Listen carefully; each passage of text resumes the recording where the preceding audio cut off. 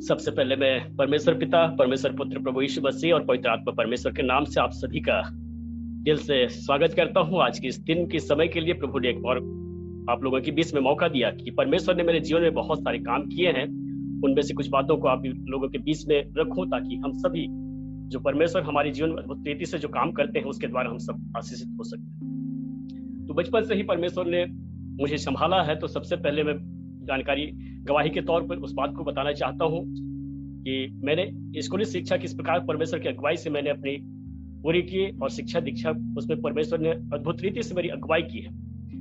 तो मेरा गांव वैसे चेडवा खासाबिल के पास में ही पड़ता है, कई लोगों को मालूम है।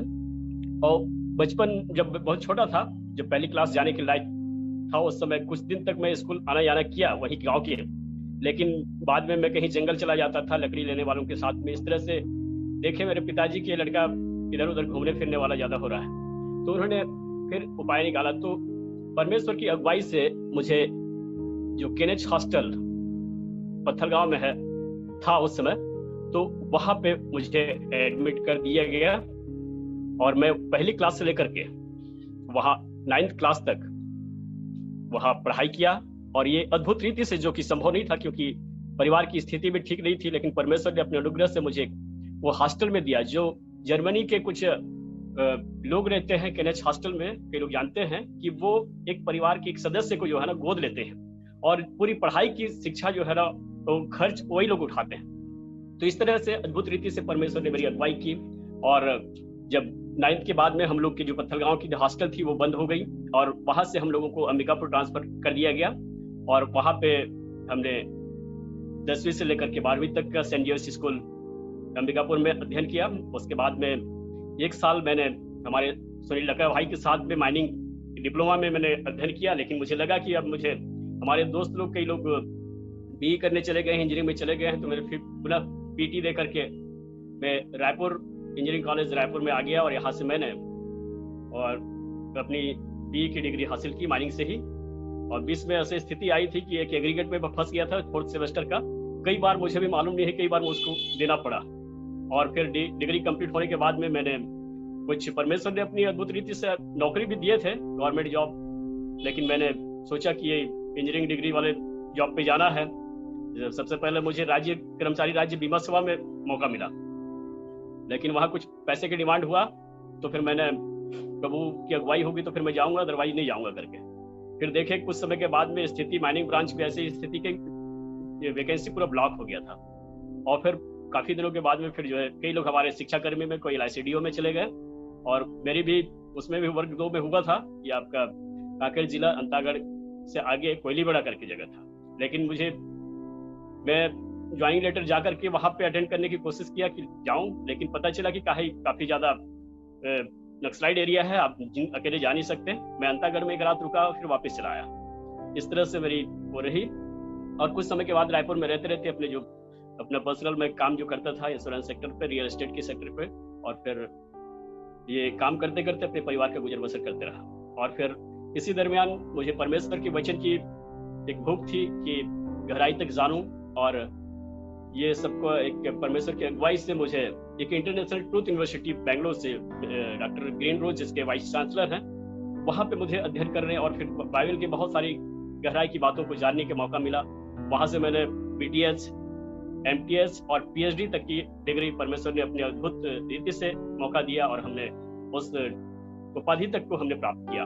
ये हमारी बस की बात नहीं थी, क्योंकि 6.5 साल करीब लग गए थे हम लोग को ये सब पूरा कोर्स करते करते।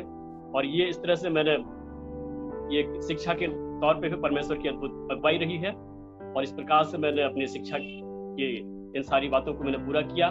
उसके बाद में और एक घटना मैं बताना चाहूँगा, क्योंकि परमेश्वर बहुत कई बातों में हमारी अगुवाई की है और संभाला है।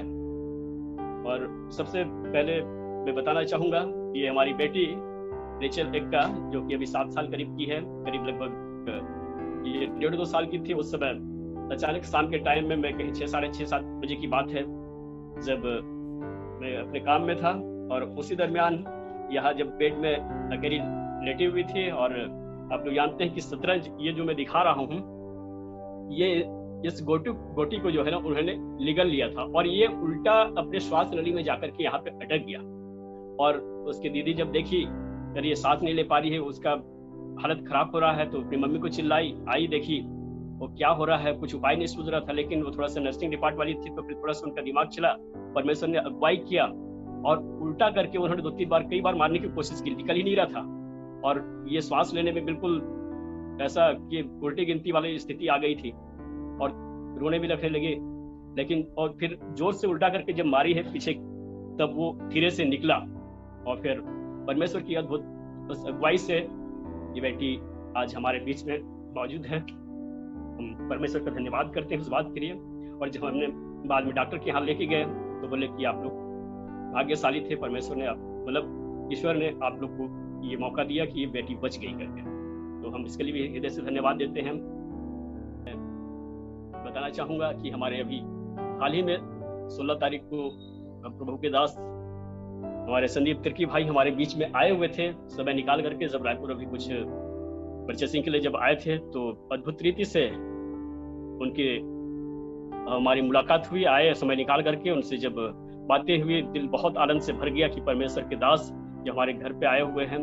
और ऐसे स्थिति था कि ज़्यादा समय हम लोग एक्सपेंड नहीं कर पाए, बट परमेश्वर की अगुवाई से जो भी बातें हुई, बाद में उनके जाने के बाद दुआ प्रार्थना करके जब गए हैं, तो सचमुच परमेश्वर के दास जब हमारे घर पे कदम रखे, तो अद्भुत रीति से एक आशीष लेकर के आए, शांति। और उसके 2 दिन के बाद में मेरा कई दिनों से अकाउंट में पैसा आना था मगर नहीं आया था, और रुका हुआ अमाउंट अचानक जब 18 तारीख को मैंने SMS देखा, तो अमाउंट आई हुई है।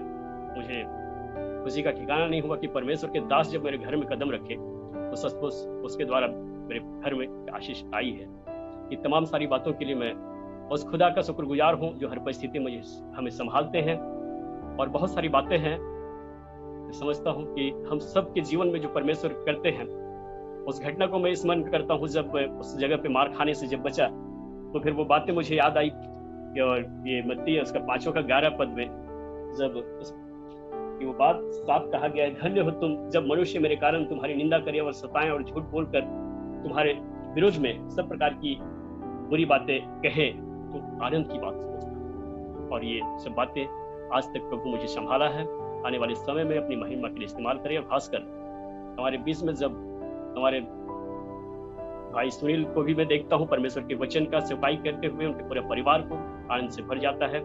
मुझे भी बचपन से ही खोज था कि जरूर मैं भी प्रभु के लिए काम करूं, और इसी के चलते मैं रायपुर छोड़ नहीं पाया। और जब प्रभु के दास अपना संदीप तिर्की भाई को जब देखता हूं कि वो जॉब करते करते हम सभी लोगों के लिए एक आशीष का कारण बने हुए, कितने लोग आशीषित हो रहे हैं। और परमेश्वर की दास की आवाज जब इस अपने घर में गूंजता है, सचमुच हम सबके लिए आशीष को लेकर के आता है।